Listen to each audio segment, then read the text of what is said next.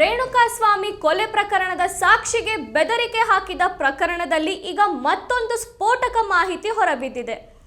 ಸಾಕ್ಷಿಗೆ ಬೆದರಿಕೆ ಹಾಕಿದ ಪ್ರಕರಣದ ತನಿಖೆಯನ್ನು ಕಾಮಾಕ್ಷಿಪಾಳ್ಯದ ಪೊಲೀಸರು ಮುಂದುವರೆಸಿದ್ದಾರೆ. ಈ ವೇಳೆ ಸಿಕ್ಕಿರುವ FSL ವರದಿಯಲ್ಲಿ ಕೆಲ ಮಹತ್ವದ ವಿಚಾರಗಳು ಬೆಳಕಿಗೆ ಬಂದಿವೆ ಎನ್ನಲಾಗಿದೆ. ಅಷ್ಟಕ್ಕೂ ಪುನೀತ್ ಮೂಲಕ ಸಾಕ್ಷಿಗೆ ಬೆದರಿಕೆ ಹಾಕಿಸಿದ್ಯಾರು ಅನ್ನೋ ಪ್ರಶ್ನೆಗೆ ಈಗ ಉತ್ತರ ಸಿಕ್ಕಿದೆ ಎನ್ನಲಾಗ್ತಿದೆ. ತನಿಖೆ ವೇಳೆ ಗೌರವ್ ಶೆಟ್ಟಿ ಹಾಗೂ ಕಿರಣ್ ಪಾತ್ರ ಕೂಡ ಬೆಳಕಿಗೆ ಬಂದಿದೆ ಎನ್ನಲಾಗಿದೆ.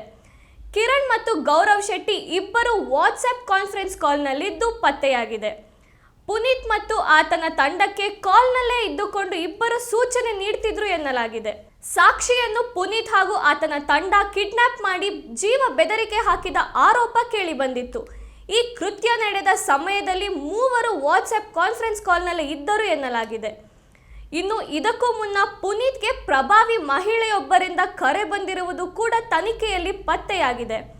ಗೌರವ್ ಶೆಟ್ಟಿ ಹೇಳಿದ್ದನ್ನೇ ಮಾಡಬೇಕು ಅಂತ ಆ ಮಹಿಳೆ ಪುನೀತ್ಗೆ ಸೂಚನೆ ನೀಡಿದ್ದರು ಎನ್ನುವ ಮಾಹಿತಿ FSL ವರದಿಯಲ್ಲಿ ಸಿಕ್ಕಿದೆ. ಇನ್ನು ಬೆದರಿಕೆಗೊಳಗಾದ ಸಾಕ್ಷಿ ಯಾರು ಅನ್ನೋದನ್ನ ನೋಡೋದಾದ್ರೆ ರೇಣುಕಾಸ್ವಾಮಿ ಕೊಲೆ ಪ್ರಕರಣದ 49ನೇ ಸಾಕ್ಷಿ ಸಂದೀಪ್. ತನ್ನನ್ನು ಬೆದರಿಕೆ ಹಾಕಿ ಕಿಡ್ನಾಪ್ ಮಾಡಿದ್ದರು ಅಂತ ಸಂದೀಪ್ ಕೋರ್ಟ್ನಲ್ಲಿ ಹೇಳಿಕೆ ನೀಡಿದ್ದರು. ಈ ಸಂಬಂಧ ಕಾಮಾಕ್ಷಿಪಾಳ್ಯ ಪೊಲೀಸ್ ಠಾಣೆಯಲ್ಲಿ ಪ್ರಕರಣ ದಾಖಲಾಗಿತ್ತು. ಈ ಪ್ರಕರಣದಲ್ಲಿ ಈಗಾಗಲೇ ಪುನೀತ್, ಸುಹಾಸ್ ಮತ್ತು ವೇಣು ಎಂಬ ಮೂವರನ್ನು ಪೊಲೀಸರು ಬಂಧಿಸಿದರು. ಪುನೀತ್ ದರ್ಶನ್ ಕುಟುಂಬಕ್ಕೆ ಅತ್ಯಾಪ್ತರಾಗಿದ್ದು ರೇಣುಕಾಸ್ವಾಮಿ ಕೊಲೆ ಪ್ರಕರಣದ ಪ್ರಮುಖ ಸಾಕ್ಷಿಯೂ ಆಗಿದ್ದರು.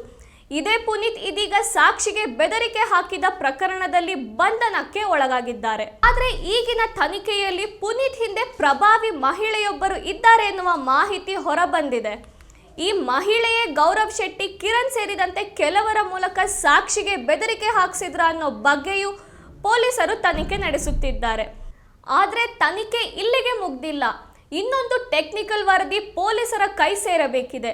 ಆ ವರದಿ ಬಂದ ನಂತರ ಈ ಪ್ರಕರಣದ ಹಿಂದೆ ಯಾರಿದ್ರು, ಬೆದರಿಕೆ ಹಾಕಲು ಯಾವ ರೀತಿ ಪ್ಲಾನ್ ಮಾಡಲಾಗಿತ್ತು ಅನ್ನೋದರ ಬಗ್ಗೆ ಮತ್ತಷ್ಟು ಸತ್ಯ ಹೊರಬರುವ ಸಾಧ್ಯತೆ ಇದೆ.